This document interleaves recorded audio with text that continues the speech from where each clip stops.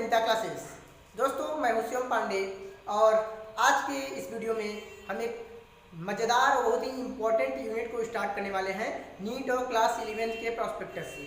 और हमारा यूनिट है ह्यूमन फिजियोलॉजी। यहाँ पे हमें टोटल 7 चैप्टर्स पढ़ने पड़ते हैं। मतलब अगर आपने क्लास 9th या 10th के उससे देखा जाए, जो चीज़ें आपने एक चैप्टर में पढ़ रखी थी वहाँ पे आपको वहाँ वही चीज़ यहाँ पर टोटल 7 चैप्टर्स में पढ़ना होगा। और नीट के प्रॉस्पेक्टस से इम्पॉर्टेंट इसलिए है क्योंकि नीट में इस टोटल यूनिट से ह्यूमन फिजियोलॉजी से 10 एंड मोर देन 10 क्वेश्चंस हर साल ही पूछे जाते हैं। ज़्यादातर जो क्वेश्चंस होते हैं वे एनसीईआरटी से ही होते हैं। आउट ऑफ एनसीईआरटी जितना पूछा जाता है उतना हम आपको पढ़ा देंगे, तो यहाँ से आपके एक भी क्वेश्चंस गलती होने वाले नहीं होते हैं और काफ़ी मज़ेदार चैप्टर है पढ़ने में। और आज की इस वीडियो में हमारा पहला चैप्टर है डाइजेशन एंड एब्जॉर्प्शन। आज से हम डाइजेशन और एब्जॉर्प्शन स्टार्ट करेंगे। अगर आपने हमारे चैनल को अभी तक सब्सक्राइब नहीं किया है तो प्लीज़ इस चैनल को सब्सक्राइब करें, बेल आइकन को प्रेस करें ताकि हमारे चैनल पर अपलोड होने वाले हर वीडियो की नोटिफिकेशन आपको मिलती रहे। तो चलिए दोस्तों, एनसीईआरटी की बुक को साथ में अपने रखिएगा, ठीक है। इंपॉर्टेंट चीज़ों को टिक करिएगा। हम आगे बढ़ते हैं। हम एनसीईआरटी के बाहर की चीज़ों को भी इस वीडियो में इंक्लूड करेंगे। आपको आउट ऑफ एनसीईआरटी भी मैं पढ़ाऊँगा ताकि जो भी जहाँ से ज़्यादा पूछी जा सकती हैं आपको कहीं पर कोई दिक्कत ना आए, आप सारे क्वेश्चंस करके आओ इस यूनिट से। तो भाई चैप्टर का नाम है डाइजेशन एंड एब्जॉर्प्शन, पाचन एवं अवशोषण, ठीक है। पाचन किसका होगा भाई? फूड का होगा। जो भी चीज़ें हम खाते हैं, ठीक है, जो हमारा फूड है ये सभी क्या होते हैं? कॉम्प्लेक्स फॉर्म होते हैं और हमारी बॉडी इस कॉम्प्लेक्स फूड को डायरेक्टली एब्जॉर्ब नहीं कर सकती। तो उसके लिए सबसे इम्पोर्टेंट काम है कि इस कॉम्प्लेक्स फूड को, ठीक है, जो अपने कॉम्प्लेक्स फॉर्म में है उसको सबसे पहले सिंपल और एब्जॉर्बेबल फॉर्म में चेंज करना पड़ेगा, एक साधारण और अवशोषण करने वाले रूप में बदलना पड़ेगा। और उस प्रोसेस को हम बोलते हैं digestion. It is the process by which complex food is converted into simple and absorbable forms. तो दोस्तों पॉइंट आता है न्यूट्रिशन, ठीक है, process of obtaining food and its utilization by the body. Nutrition शब्द देखने में जितना छोटा है इसका मतलब उतना ही बड़ा है। न्यूट्रिशन में होता है पोषण, छोटा शब्द है भाई, भोजन को ग्रहण करना, ठीक है, फिर उसका पाचन होना और फिर पाचन के बाद उस फूड को जब हमारी बॉडी अपने उपयोग में लेगी, मतलब उसका रिस्पिरेशन होना, ये सारी घटना आ जाती है केवल न्यूट्रिशन शब्द में। न्यूट्रिशन एक शब्द इतनी घटनाओं को कवर कर लेता है। तो process of obtaining food and its utilization by the body, भोजन को ग्रहण करना और शरीर के द्वारा उसका इस्तेमाल किया जाना ही पोषण कहलाता है। फूड जो है हमारे बॉडी को जो भी हमारे लाइफ की मेन एक्टिविटीज़ हैं, वॉकिंग, रीडिंग, राइटिंग, ठीक है, और बॉडी के अंदर जो भी एक्टिविटीज़ हो रही हैं उन सभी को करने के लिए एनर्जी देता है। हमारी बॉडी को ग्रो करने के लिए भी फूड हेल्प करता है। बॉडी के रिपेयर में और मेंटेनेंस में भी फूड का इंपॉर्टेंट रोल होता है।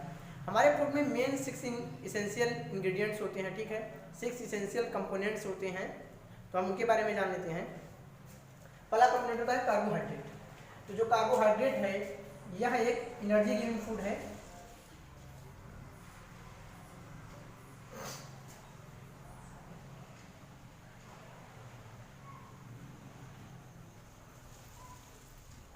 अब कार्बोहाइड्रेट के भी 2 फॉर्म होते हैं, सिंपल और कॉम्प्लेक्स। सिंपल जो होता है वह हमारी बॉडी को क्विक एनर्जी देता है, जबकि जो कॉम्प्लेक्स फॉर्म होता है वह क्या होता है? पहले सिंपल फॉर्म में कन्वर्ट होता है फिर हमारी बॉडी को एनर्जी प्रोवाइड करता है। तो सिंपल फॉर्म में जो शुगर है, ठीक है, जो चीनी आप खाते हो, ग्लूकोन-डी जो आप लेते हैं वो क्या है? कार्बोहाइड्रेट का सिंपल फॉर्म है, क्विक एनर्जी देता है, तुरंत लेते ही अपना काम स्टार्ट कर देता है। जबकि जो हम गेहूँ, चावल ये सब खाते हैं, ठीक है, इनमें क्या होता है? जो कार्बोहाइड्रेट होता है वह स्टार्च के रूप में होता है, कॉम्प्लेक्स फॉर्म में होता है। तो सबसे इंपॉर्टेंट काम यह है कि भाई पहले वह स्टार्च टूटेगा, सिंपल फॉर्म में कन्वर्ट होगा, उसके बाद हमारी बॉडी को एनर्जी देगा। कार्बोहाइड्रेट के बाद आता है फैट, ठीक है, और इसको हम लिपिड्स भी कहते हैं। यह भी एनर्जी गिविंग फूड है और यह कार्बोहाइड्रेट के कंपेरिजन में ज़्यादा एनर्जी देता है हमारे शरीर को। तो जो फैट होता है बटर, घी, ठीक है, ऑयल, इन सब में भी पाया जाता है। और जब हम लेते हैं फैट, ठीक है, अगर हम ज़रूरत से ज़्यादा लेते हैं तो हमारी बॉडी में स्टोर भी हो जाता है एडिपोज टिश्यू के अंदर। और बहुत ज़्यादा फैट लेना भी हमारे लिए क्या होता है? टॉक्सिक हो सकता है, हार्मफुल हो सकता है, क्योंकि बहुत ज़्यादा फैट लेंगे तो हमारे शरीर में ओबेसिटी बढ़ेगी, ओबेसिटी के शिकार आप हो सकते हैं। और ओबेसिटी, मोटापा के शिकार होने के बाद आपको बहुत सारे डिजीज हो सकती है, हार्ट डिजीज हो सकती है, ब्लड प्रेशर की प्रॉब्लम हो सकती है और फाइनली हार्ट अटैक से आपकी डेथ भी हो सकती है। फैट के बाद अगला कंपोनेंट आता है प्रोटीन्स। प्रोटीन जो होते हैं इन्हें हम बॉडी बिल्डिंग फूड बोलते हैं, क्योंकि मसल्स, ब्लड, स्किन इन सबको बनाने का काम प्रोटीन ही करते हैं। प्रोटीन के बाद आता है विटामिन।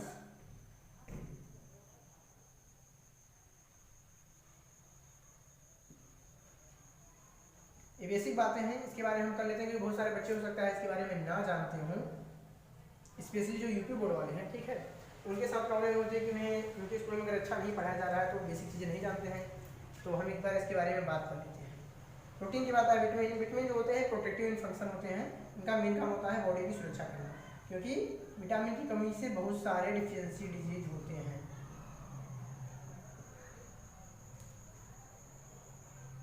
मिनरल का भी वही काम है, वो भी प्रोटेक्टिव इन फंक्शन होता है, बॉडी में प्रोटेक्शन डिफेंस का काम विटामिन और मिनरल्स करते हैं।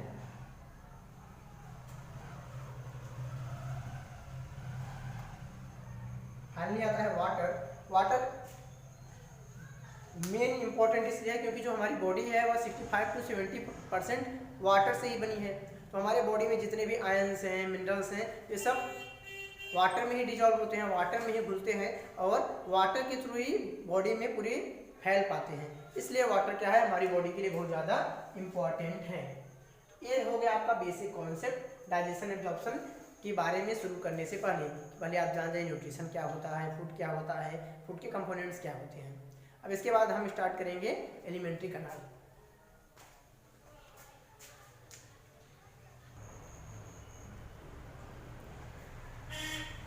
तो दोस्तों आगे हम बढ़ते हैं, ठीक है। अब हम बात करेंगे human elementary canal and digestive glands.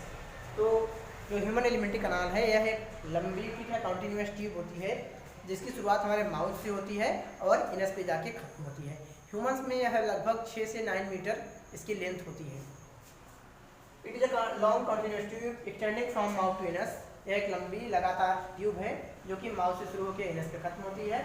यह लगभग 6 से 9 मीटर लंबी होती है ह्यूमंस में। अब हम देख लेते हैं कि एलिमेंट्री कैनाल में कौन कौन से ऑर्गन्स आपको देखने को मिलेंगे। तो सबसे पहले इसकी शुरुआत होती है माउथ से। जब हम माउथ से आगे बढ़ते हैं तो आता है बकल कैविटी। माउथ मतलब एकदम ओपनिंग, ये माउथ है, ठीक है, और इसके अंदर जो आपकी टंग है, टीथ है, ठीक है, वे सभी उस पोर्शन को हम बकल कैविटी बोलते हैं। मतलब आप खाने को अंदर ले लिए, अब जिस स्थान पे आप खाने को चबाते हो वह रीजन क्या है, बकल कैविटी है। बकल कैविटी से आगे बढ़ते हैं तो आता है फेरिंग्स, मतलब ये आपके गले वाला रीजन, ठीक है, यहाँ गले वाला रीजन क्या है, फेरिंग्स है। यहाँ से आगे बढ़ेंगे तो आएगा इसोफेगस, इसोफेगस से आगे बढ़ेंगे तो आएगा स्टमक, स्टमक से आगे बढ़ेंगे आएगा स्मॉल इंटेस्टाइन, स्मॉल इंटेस्टाइन के बाद आएगा लार्ज इंटेस्टाइन, लार्ज इंटेस्टाइन के बाद आएगा रेक्टम एंड फाइनली एनस। ये सारे ऑर्गन्स हैं, ठीक है, जो कि एलिमेंट्री कैनाल में आते हैं। तो अगर आपसे ये पूछ लिया जाए कि एलिमेंट्री कैनाल के कौन से ऑर्गन्स हैं तो आप इस ऑर्डर में लिख सकते हैं, एग्जाम में ऐसा क्वेश्चन आता है। अब हम बात करेंगे माउथ की। Food is taken into the body through the mouth. हमारे शरीर में भोजन जो है वह माउथ के द्वारा ही अंदर लिया जाता है, ठीक है, माउथ से ये भोजन को एंट्री दिलाते हैं। माउथ की बात आता है buccal cavity. It is a cavity by which food is taken into alimentary canal and chewed. यह वह कैविटी है जिसके द्वारा भोजन को हम एलिमेंट्री कैनाल में एंट्री दिलाते हैं। मतलब आप जैसे ही भोजन के निवाले को उठाते हो, अपने मुंह में डालते हो, मतलब आपने अब भोजन को एलिमेंट्री कैनाल में एंट्री दे दी, क्योंकि बकल कैविटी भी एलिमेंट्री कैनाल का एक पार्ट है। और फिर उसमें एंट्री दिलाने के बाद हम वहाँ पे क्या करते हैं, बकल कैविटी में खाने को चबाते हैं, मैस्टिकेट करते हैं, सॉफ्ट करते हैं, ताकि वह बोनस बन के हमारी इसोफेगस में एंट्री करे। अब इसमें भी जो मेन पार्ट है क्या है, सबसे पहला पैलेट है, फिर टीथ है और उसके बाद मस्कुलर टंग है। तो अब हम पैलेट, टीथ और मस्कुलर टंग के बारे में डिटेल में बात करते हैं। तो दोस्तों अब हम आगे बढ़ेंगे। बकल कैविटी में 3 पार्ट्स होते हैं, पैलेट, ठीक है, टीथ एंड टंग। तो सबसे पहले हम पैलेट की बात कर लेते हैं। The roof of the buccal cavity is called palate. हमारे अगर हम मुंह के अंदर जो आप बोलते हो ना तालू बोलते हैं, तालू, ठीक है, तो जो बकल कैविटी का रूप होता है उसे हम पैलेट बोलते हैं। अपने टंग से उसे टच करके फील भी कर सकते हो। तो बकल कैविटी का जो छत होता है उसे पैलेट कहते हैं। उसके भी 2 पार्ट होते हैं। इंटीरियर जो सामने का हिस्सा होता है, ठीक है, जो सामने वाला भाग होता है वह हार्ड पैलेट होता है, और जबकि जो पीछे का हिस्सा होता है, जो पोस्टीरियर पार्ट होता है, ठीक है, पोस्टीरियर पार्ट होता है वह सॉफ्ट होता है, और वह जहाँ पे खत्म होता है तो मसल्स का एक फ्लैप लाइक स्ट्रक्चर वहाँ पे देखने को मिलता है, उसे हम ऊवला कहते हैं। It has interior hard palate and posterior soft palate. End part of the soft palate freely hangs down as a small flap called uvula। आप मुंह खोलते हो तो आपको छोटा सा मसल का स्ट्रक्चर झूलता हुआ दिखता है गले के पास, उसे हम uvula कहते हैं, वह सॉफ्ट पैलेट का ही एक पार्ट है। आगे हम बढ़ते हैं टीथ पे, ठीक है। तो इसका जो मेन काम है उसके बारे में बात करते हैं। It break down the food into smaller pieces. इसका मेन काम होता है भोजन को छोटे छोटे टुकड़ों में डिवाइड करना ताकि वह डाइजेस्ट होने में एक हेल्प करता है, ठीक है। और हमारे फूड का जो डाइजेशन होता है वो हमारे माउथ में ही स्टार्ट हो जाता है, क्योंकि जो टीथ होता है वह फूड को छोटे छोटे टुकड़ों में डिवाइड कर देता है, जबकि हमारे मुंह में जो सलाइवा होता है, सलाइवा, ठीक है, जो सलेवरी ग्लैंड से निकलता है वह स्टार्च को सलेवरी एम्बलेज की मदद से तोड़ देती है। Nature and arrangement of teeth is called dentition. Teeth की जो प्रकृति होती है, जो अरेंजमेंट होता है उसे हम डेंटिशन कहते हैं। तो चलिए हम देख लेते हैं ह्यूमन डेंटिशन कितने प्रकार का होता है। सबसे पहले हम ह्यूमंस में हेटेरोडोंट होता है डेंटिशन, ठीक है, क्योंकि ह्यूमंस के अंदर अलग अलग प्रकार की टीथ पाई जाती है, हमारे अंदर अलग अलग प्रकार के दांत पाए जाते हैं। इस वजह से हम अपने टीथ के अरेंजमेंट को, ठीक है, अपने डेंटिशन को हेटेरोडोंट बोलते हैं, क्योंकि इंसीजर पाया जाता है कटिंग के लिए, फ्रंट जो टीथ होता है, फिर उसके साइड में होता है केनाइन जो थोड़ा नुकीला होता है, वह उसका मेन काम होता है फाड़ना, टीयरिंग, क्योंकि जो ह्यूमंस हैं हमें ऑमनीवर हैं, हम प्लांट के प्रोडक्ट भी खाते हैं, एनिमल्स के भी प्रोडक्ट खाते हैं, ठीक है, मीट खाते हैं हम, तो टीयरिंग के लिए हमें हेल्प चाहिए। तो इंसीजर होता है कटिंग के लिए, केनाइन होता है टीयरिंग के लिए, प्री मोलर और मोलर होते हैं मैस्टिकेशन के लिए, मतलब चबाने के लिए, ठीक है, भोजन को चबाने के लिए। आखिरी में प्री मोलर्स और मोलर्स पाए जाते हैं। प्री मोलर और मोलर को एक साथ हम चीक टीथ भी बोलते हैं, क्योंकि उनमें कस पाया जाता है। देखो भाई, जो प्री मोलर्स होते हैं वे ऐसे ही होते हैं,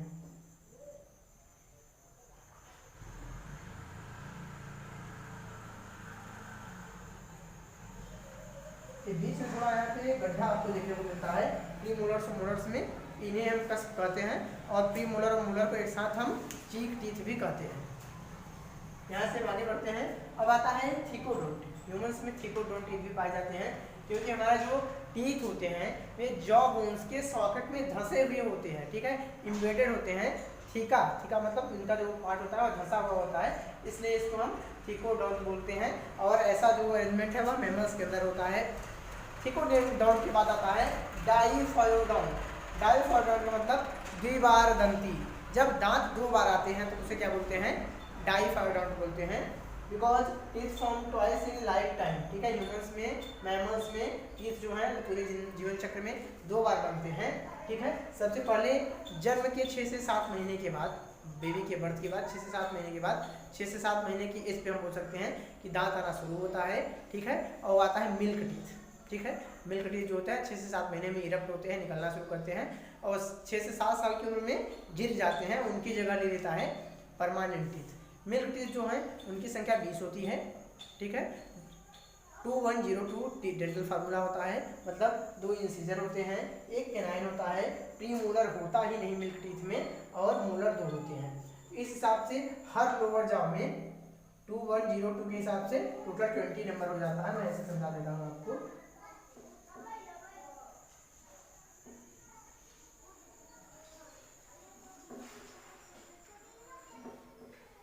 इस तरीके का अरेंजमेंट होता है। आपसे इधर ये चेहरे का इस हिस्से में 2102, फिर इधर 2102, इधर 2102, इधर भी 2102, मतलब टोटल 555 20 टीथ होते हैं छोटे बच्चों के अंदर 6 से 7 वर्ष की उम्र तक। उसके बाद 6 से 7 उम्र के बाद जो मिल्क जूस होते हैं वे गिरते हैं, उनकी जगह ले लेता है परमानेंट टीथ। आगे बढ़ते हैं हम। अब बात आती है परमानेंट टीथ की। तो these replace milk teeth at the age of 6 to 7 year. 6 से 7 साल की उम्र में इन मिल्क टीथ को रिप्लेस करते हैं। इनकी संख्या 32 होती है, ठीक है, दे आर 32 इन नंबर। आखिरी के जो 4 मोलर्स होते हैं हमारे 32 में, जो आखिरी के 4 मोलर्स होते हैं उन्हें हम विजडम टीथ बोलते हैं। वे 18 ईयर की एज में आते हैं। मतलब अगर आप भी 15, 16 साल, 17 साल के हैं तो आपके माउथ में टोटल 28 ही टीथ होंगे, अभी 32 नहीं होंगे। 18 कंप्लीट होने के बाद या 18 के एज में ही विजडम टीथ आना शुरू करते हैं, आखिरी के मोलर्स आना शुरू करते हैं। अब हम बात कर लेते हैं डेंटल फार्मूला की। अगर कोई टीन एज में है, ठीक है, 16 ईयर के एज में है, उसमें जो डेंटल फार्मूला होगा वह 2122 होगा। मतलब 2 इंसीजर होगा, 1 केनाइन होगा, 2 प्रीमोलर होगा और 2 ही मोलर होगा, ठीक है। और अगर एडल्ट्स की बात करें, मतलब जिन्होंने 18 के एज को कंप्लीट कर लिया है, उनमें डेंटल फार्मूला होता है 2123, 2 इंसीजर, 1 केनाइन, 2 प्रीमोलर और 3 मोलर। हाँ, कभी कभी ऐसा भी हो सकता है कि 18 के बाद भी विजडम टीथ ना आया हो, ठीक है, बहुत में ऐसा देखने को मिलता है, ठीक है। But mostly in most of the cases 32 18 के बाद कंप्लीट हो ही जाता है, विजडम टीथ आ जाते हैं।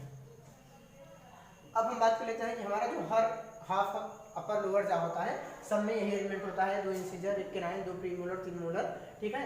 आप समझ गए होंगे कि यहाँ भी 2 1 2 3, इधर भी 2 1 2 3, सिमिलरली 2 1 2 3, 2 1 2 3, 8 8 8 8 8 4 32 हो जाते हैं।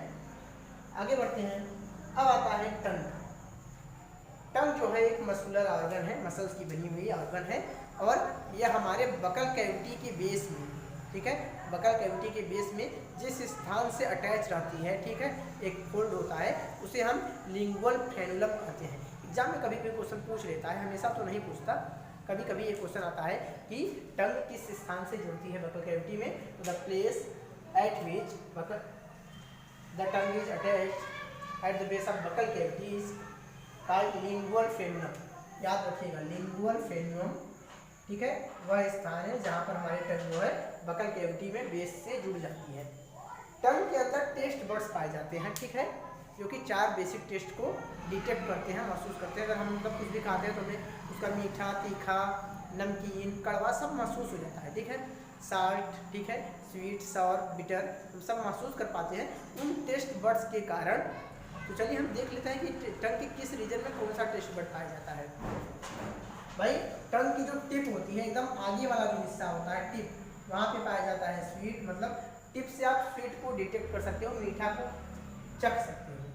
फ्रंट साइड जो होता है, मतलब टिप के बाद जैसे ही हम आगे बढ़ते हैं, वो बताता है साल्टी रीजन, ठीक है, मतलब जो एकदम आगे का हिस्सा है।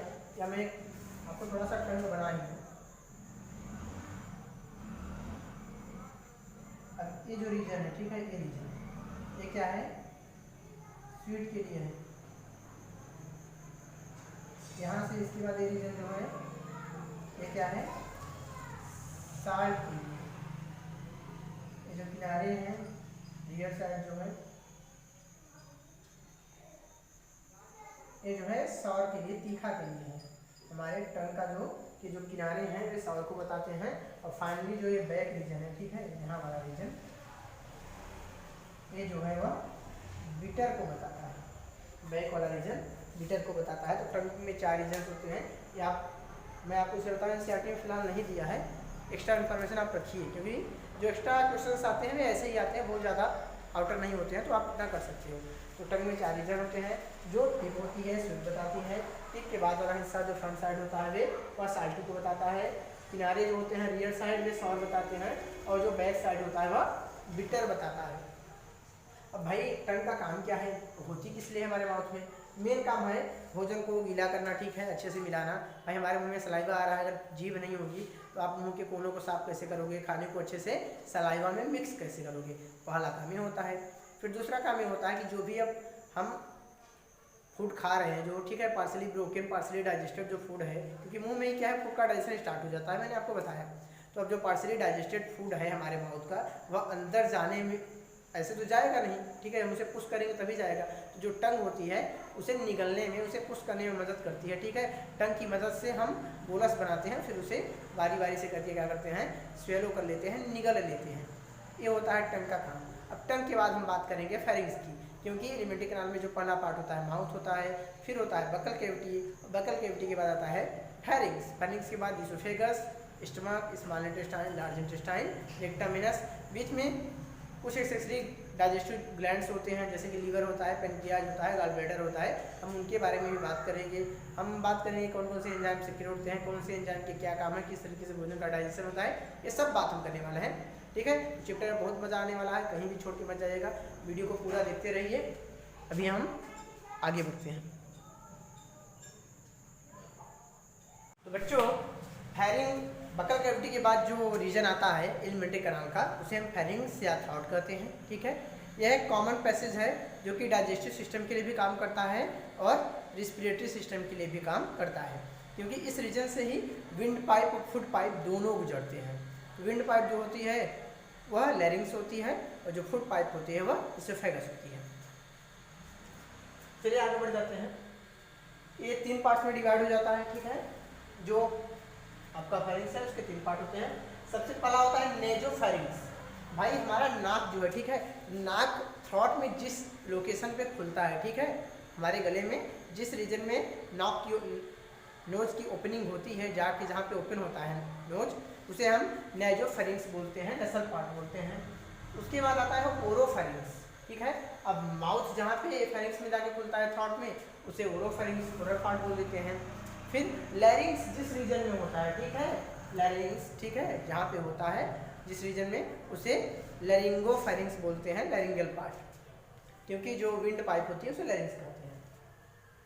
अब पता है कि जब फूड लैरिंग्स से गुजरता है, ठीक है, फेरिंग्स से गुजरता है, फूड जब फेरिंग्स से गुजरता है तो वहाँ पर एक फ्लैप लाइक स्ट्रक्चर होता है जो कि विंड पाइप लैरिंग्स को क्लोज करने का काम करता है, उसे हम इपिग्लॉटिस कहते हैं।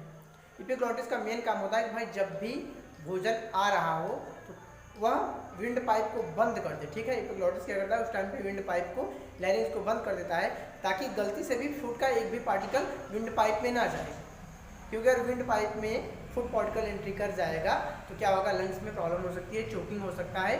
कभी कभी आप देखते हो कि खाते टाइम बात कर लेते हो या बात कर लिए, हंस लिए, ठीक है, उस दौरान होता क्या है कि फूड के कोई छोटे पार्टिकल हमारे विंड पाइप में चले जाते हैं, हमें खांसी आती है, ठीक है, या छींक आती है, तो आप खांसते हो ताकि फूड का जो पार्टिकल गया है लैरिंग्स के अंदर वह बाहर आ सके। तो इपिग्लॉटिस का मेन काम यही है, लैरिंग्स को सेव करना, प्रोटेक्ट करना। जब भी फूड पार्टिकल आ रहा है तो वह लैरिंग्स को ढक देगा, इपिग्लॉटिस, ठीक है, और लैरिंग्स की ओपनिंग को ग्लॉटिस बोलते हैं। ठीक है, आगे बढ़ते हैं। अब यहाँ से हम आगे बढ़ेंगे तो आएगा इसोफेगस। इसोफेगस को हम फूड पाइप या बुलेट भी कहते हैं।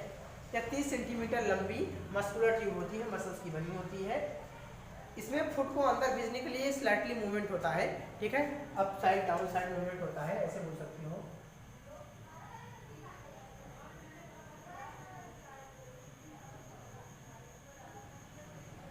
इसमें लगातार मूवमेंट होता रहता है, ठीक है, मसल्स में इसके, ताकि जो डाइजेस्टेड फूड हो वह नीचे की तरफ स्टमक में आसानी से डाउनवर्ड डायरेक्शन में मूव करता रहे। इस मूवमेंट को हम पेरिस्टाल्टिक मूवमेंट बोलते हैं या पेरिस्टालसिस बोलते हैं, मैंने यहाँ पे लिख रखा है। तो आगे बता देता हूँ थोड़ा सा मैं आपको। It is a 30 centimetre long muscular tube which conduct a slightly digested food from mouth to stomach. Its muscles produces wave like movement called peristalsis to push food downward into stomach. और इसकी जो muscles होती हैं wave जैसी movement करती हैं, उसको हम पेरिस्टालसिस करते हैं, ताकि फूड आसानी से स्टमक तक नीचे की तरफ पहुंच सके। अब भाई जब फूड इसोफेगस से नीचे जाएगा तो इसोफेगस के इंड में एक मसल होती है, ठीक है, वहाँ पे एक सर्कुलर मसल होती है जिसको हम ओसोफेगियल स्ट्रक्चर कहते हैं। इसका मेन काम ये होता है, यह इसोफेगस की ओपनिंग को, जहाँ पे इसोफेगस स्टमक में ओपन होता है वहीं पे पाई जाती है। जब फूड नीचे पहुंचता है तो खुल जाती है ताकि फूड स्टमक में चला जाए, उसके बाद यह बंद हो जाती है। क्वेश्चन आता है कि इसोफेगस में कौन सा ओपनिंग है जो कि फूड की एंट्री को स्टमक में कंट्रोल कर लेता है, स्टमक में जो फूड जा रहा है उसकी एंट्री को रोकता है, उसे हम ओसोफेगियल स्फिंक्टर बोलते हैं। याद रखिएगा, इंपॉर्टेंट है, नीट में आया हुआ है क्वेश्चन। अब आगे बढ़ेंगे स्टमक की ओर। तो दोस्तों स्टमक जो है एक मस्कुलर ऑर्गन है, जे शेप का होता है। यहाँ फिगर में आप देख लो, अच्छे से मैं फिगर नहीं बना पाया हूँ फिलहाल, बुक में एनसीईआरटी बुक साथ रखोगे तो आपको वहाँ पे अच्छा फिगर दिखेगा। जे शेप का ऑर्गन होता है, सैक लाइक होता है बैग की तरह, जो कि हमारे एब्डोमेन के लेफ्ट साइड में होता है। मतलब हम बोल दें ये ह्यूमन बॉडी का ऐसे पार्ट हो गया, लेफ्ट रीजन में स्टमक होता है, यहाँ पे क्या होता है, लीवर होता है। तो लेफ्ट पार्ट में स्टमक प्रेजेंट होता है, राइट पार्ट में एब्डोमेन के लीवर प्रेजेंट होता है। स्टमक की जो वॉल्स होती हैं उसमें गैस्ट्रिक ग्लैंड पाई जाती हैं, जो गैस्ट्रिक जूस सेक्रेट करती हैं। भाई फूड डाइजेस्ट होने के लिए ही तो स्टमक में गया है और डाइजेशन के लिए गैस्ट्रिक जूसेस कंपलसरी है। तो गैस्ट्रिक जूसेस में होती हैं हाइड्रोक्लोरिक एसिड, म्यूकस, ठीक है, और कुछ एंजाइम्स हैं जैसे कि पेप्सिन जो कि प्रोटीन को ब्रेक करती है। हाइड्रोक्लोरिक एसिड का मेन काम होता है वहाँ पे एसिडिक मीडियम क्रिएट करना, ताकि जो एंजाइम पेप्सिन है वो अपना काम कर सके। पेप्सिन एंजाइम हमेशा एसिडिक मीडियम में ही काम करता है। सेकेंड वर्क होता है हाइड्रोक्लोरिक एसिड का कि भाई जो भी फूड में बैक्टीरिया, प्रोटोजोआ एंट्री कर गए हैं बाहर से, उन्हें किल कर देना। और म्यूकस का काम होता है स्टमक वाल को प्रोटेक्ट करना। अभी फिलहाल हम जब डाइजेशन की बहुत बात करेंगे ना, तो वहाँ पे हम इन सब चीज़ों को डिटेल में जानेंगे। मैं आपको इतना बताता चलता हूँ। अब हम यहाँ से आगे बढ़ते हैं। जो म्यूकोसल वाल होती है, स्टमक की अंदर वाली वाल होती है, उसमें इरेगुलर फोर्स होते हैं, मुड़ाव होते हैं, ठीक है। उन मुड़ाव को हम रूके कहते हैं। उनका मेन काम होता है सरफेस एरिया को बढ़ाना। स्टमक में 3 पार्ट होते हैं, ठीक है। जिस रीजन में इसोफेगस ओपन होता है, मतलब इसोफेगस जहाँ पे जाके खुलता है, ठीक है, इसोफेगस जहाँ पे खुलता है वह रीजन होता है फंडस, और यहाँ पे होता है एसोफेगियन स्फिंक्टर। उसके बाद स्टमक का जो मिडिल रीजन होता है उसे हम कार्डियाक बोलते हैं, और स्टमक का जो इंड पॉइंट होता है, ठीक है, क्योंकि स्टमक में भी 2 रिंग होती है, एक होता है इसोफेगस की तरफ, दूसरा होता है स्मॉल इंटेस्टाइन की ओर। तो स्टमक का वह रीजन जो स्मॉल इंटेस्टाइन में जाके खुलता है उसे हम पाइलोरिक रीजन बोलते हैं। यहाँ पर इसके ओपनिंग को पाइलोरस बोलते हैं, और इसके ओपनिंग में भी एक स्ट्रक्चर होता है, एक कंट्रोल पॉइंट होता है, क्योंकि भाई एक साथ पूरा इकट्ठे खाना ना चला जाए, उसके लिए एक स्ट्रक्चर होता है जिसको हम बोलते हैं पाइलोरिक स्फिंक्टर। वह क्या करता है कि फूड को कंट्रोल करता है, थोड़ा थोड़ा फूड ही स्मॉल इंटेस्टाइन में जाए, तो उसकी वजह से एक बार में केवल एक ही चम्मच खाना इंटेस्टाइन में जाता है। पाइलोरिक स्फिंक्टर के कारण एक बार में एक ही चम्मच खाना जा सकता है डुओडेनम के अंदर। डुओडेनम जो है स्मॉल इंटेस्टाइन का फर्स्ट पार्ट है। स्मॉल इंटेस्टाइन में 3 पार्ट होते हैं, डुओडेनम, जेजुनम और इलियम। जो फर्स्ट पार्ट है स्मॉल इंटेस्टाइन का सबसे पहला, जो कि स्टमक से अटैच्ड है, जो कि स्टमक जिसमें खुलता है आके, उसे हम डुओडेनम बोलते हैं स्मॉल इंटेस्टाइन के पार्ट को। आगे हम बढ़ते हैं। अब जो डाइजेस्टेड फूड है स्मॉल इंटेस्टाइन के अंदर, वो स्टमक के अंदर, भाई अभी फूड पूरी तरीके से डाइजेस्ट नहीं हुआ है, उसका डाइजेशन स्टार्ट ही हुआ है, ठीक है, अभी स्टार्ट ही हुआ है, पूरी तरह से डाइजेस्ट नहीं है। स्लाइटली डाइजेस्टेड फूड कर सकते हो, तो उस स्लाइटली डाइजेस्टेड फूड को हम काइम बोलते हैं स्टमक के अंदर। और स्टमक में फूड जो है 3 से 4 आवर्स रहता है। इस दौरान क्या है, स्टमक उसको लगातार चर्निंग मूवमेंट करता है, फूड को मिक्स करता है, ब्रेक करता है, और भी छोटे छोटे पार्टिकल में कन्वर्ट करता है, एकदम तोड़ता रहता है। स्टमक जो है वह लगभग 2 लीटर फूड स्टोर करके रख सकता है। ये हो गया स्टमक के बारे में, ठीक है। अब यहाँ से हम आगे बढ़ेंगे स्मॉल इंटेस्टाइन के बारे में। दोस्तों आज की इस वीडियो को हम यहीं समाप्त करते हैं। अगली वीडियो में हम स्मॉल इंटेस्टाइन के बारे में बात करेंगे। अगर आप सभी को वीडियो अच्छा लगे तो प्लीज़ इसको ज़्यादा से ज़्यादा लाइक और शेयर जरूर करें, क्योंकि आप शेयर करोगे वीडियो को, आप कमेंट करोगे, आप कहोगे कि अच्छा है, उससे हमें भी एक मोटिवेशन मिलती है, हम भी मेहनत कर पाते हैं आपके लिए। हमें लगता है कि हमारा मेहनत सफल हो रहा है, हम किसी के काम आ रहे हैं। Thanks for watching. फिर मिलते हैं अगली वीडियो में इसी तरह एक शानदार नए लेक्चर के साथ, और बने रहे हमारे साथ। इस चैप्टर को कंप्लीट कराने के बाद मैं आपको नीट के क्वेश्चंस भी कराऊंगा इस चैप्टर के। आपको इस चैप्टर में कोई दिक्कत नहीं होने वाली है, मेरी गारंटी है। और फिलहाल हम ह्यूमन फिजियोलॉजी की बात कर रहे हैं, तो वैसे भी हम अपने बॉडी के बारे में जो भी सीख रहे हैं, जान रहे हैं अपने बॉडी के बारे में, तो ये और भी इंटरेस्टिंग हो जाता है। गुड बाय दोस्तों, आप सभी को फ्यूचर, आपके आने वाले फ्यूचर के ढेर सारी शुभकामनाएं भी मेरी तरफ से। आप मेहनत करते रहो, लगे रहो।